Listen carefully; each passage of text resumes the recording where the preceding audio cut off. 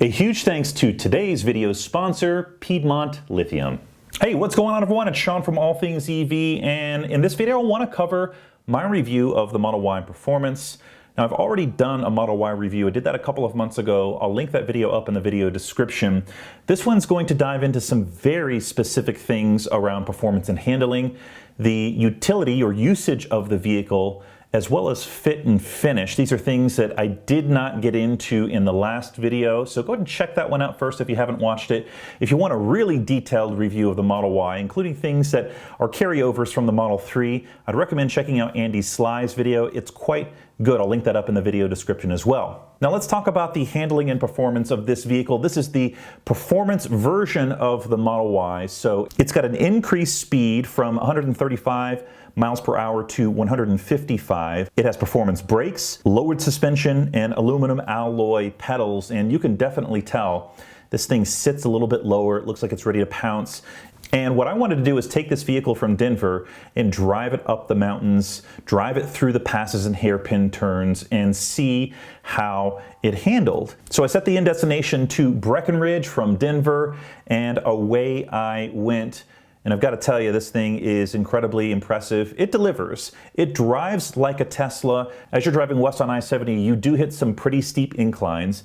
And as you're going up to Breckenridge, there are some impressive passes with hairpin turns and a lot of gorgeous views. And the Model Y did not disappoint. It was incredibly well performing. It handled well. Of course, there's no lag in the electric motor, so you step on the pedal and you're instantly passing the other drivers. The body roll of the vehicle really wasn't that noticeable to me. In fact, I didn't notice any body roll at all, but that's probably pretty subjective, and it depends on what vehicle you're used to and coming from when testing out the Model Y. Going up the steep pass driving to Breckenridge, yes, it did use more energy, but I gained that almost 100% back going back down into Denver, which is one of my favorite parts about electric vehicles, this regenerative braking that allows for that energy while going downhill to be recuperated and put back into the battery.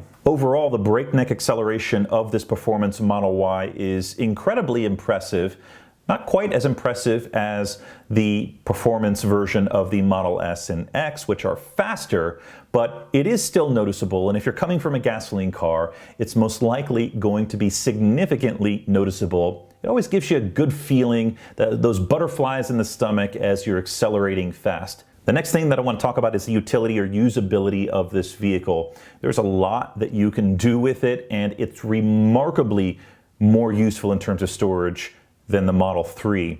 In fact, the cubic storage of the back of the vehicle sits at 68 cubic inches. Tesla measures the storage space of the Model 3 at 15 cubic inches, but that's with the seats up. It would be nice to get an idea about how much storage there is with the Model 3 back seats down. Nonetheless, one of the things that makes the Model Y far more useful over the Model 3 is the fact that it has a hatchback. You've got a wider opening in the back, which allows you to fit more in there. In my initial video of the Model Y, which is in the video description, I do lay those seats down and demonstrate all the things that you can fit in the back. And for those that like to camp in their Teslas, you can do that with the Model Y, and it is perfect, especially with that all-glass roof. There's plenty of room to move around if you're camping in the back, but for most people, they're only going to use that back space for storage, and it definitely fits a lot. In my first Model Y video review, I demonstrated how many suitcases you can fit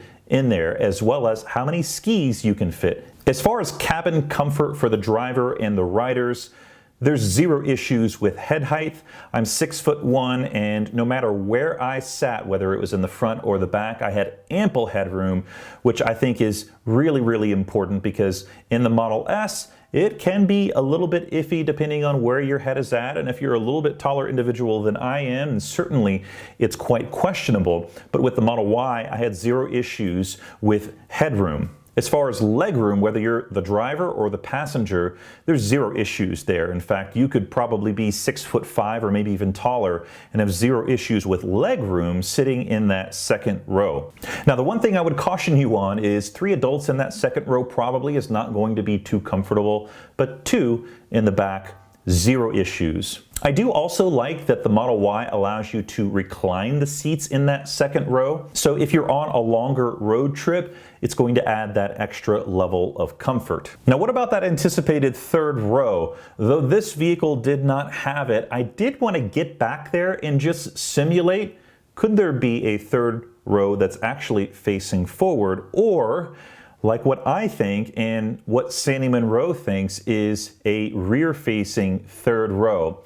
I got back there, I closed the hatch, and it was a little bit difficult to simulate, but it seems like maybe the third row facing the back is a little bit more practical with where to put those legs. I could be completely wrong. There's no inside information here. I'm just basing that off of my experience of trying to simulate sitting in that third row.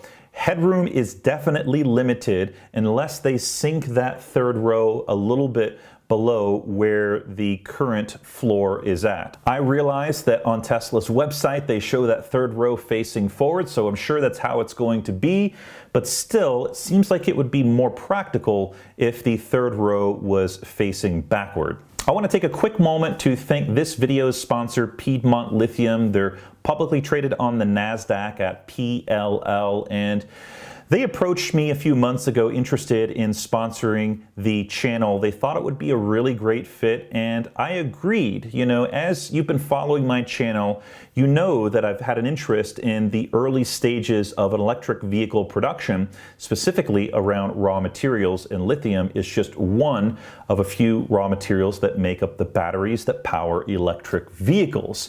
As the demand for electric vehicles increases, so will the demand for lithium. I think that this sponsorship will allow all of us, myself as well as the viewers, to learn a little bit more about what goes into lithium and why it's important to make sure that electric vehicle makers, whether traditional or not, secure enough lithium to produce the electric vehicles that they have demand for. If you're curious about learning more about Piedmont, I'll put a link in the video description to their website. Now let's move into the last topic, which is the fit and finish of the Model Y. This is a high 9000 VIN, and to be quite honest, I was actually surprised about the build quality of this early VIN Model Y. I found zero paint defects, and that multi-coat red just pops in the sunlight. It looks gorgeous. In fact, that may be my new favorite color for the Model Y. In terms of panel gaps, I couldn't really find any. There was maybe a little bit of misalignment on the hood, but it was hardly noticeable, and I would have to be very nitpicky about it. There were a few issues that I saw on the back of the vehicle. One of them was that back left taillight, which had condensation in it, and I'm quite surprised that this is still an issue for Tesla. This is a well-known issue that Tesla has seen in the early days of their Model S, way back in 2012. And the only other issue that I saw was a misalignment of an interior panel in the back of the vehicle. Aside from that, it was quite superb. And this was an owner's vehicle. This was not a vehicle that Tesla provided to me. So though I know that some people have seen fit and finish issues, I am confident that Tesla is aware of them, and they're working really hard to make sure that every vehicle that rolls off the manufacturing line meets the high quality and high standard that Tesla buyers expect. In one of my next videos, I want to talk about the range and efficiency of the Model Y. I did take this vehicle on the same loop that I tested out the Performance Model S a couple of months ago, and I'm excited to give you my thoughts on it. I was quite surprised with the results, so I hope you'll tune in. If you're new to the channel, please consider subscribing, and if you're a regular, hit the like button and share the video out to someone who you think might find this valuable. So in summary, I think that the Model Y is a 10x improvement over the Model 3. It's got better headroom, legroom, better ground clearance, and significantly more cubic space for storage. In fact, I believe that the Model Y will dominate sales in the CUV segment, both gasoline and electric. Whether it's luxury or not, this thing will sell exceptionally well. And it's not just the things that I mentioned in this video, it's Tesla's software, their ability to push out updates over the air, their efficiency and battery technology. These are all superior to their competitors. My name is Sean with All Things EV. I really appreciate your time in watching this video, and I'll catch everyone on the next one.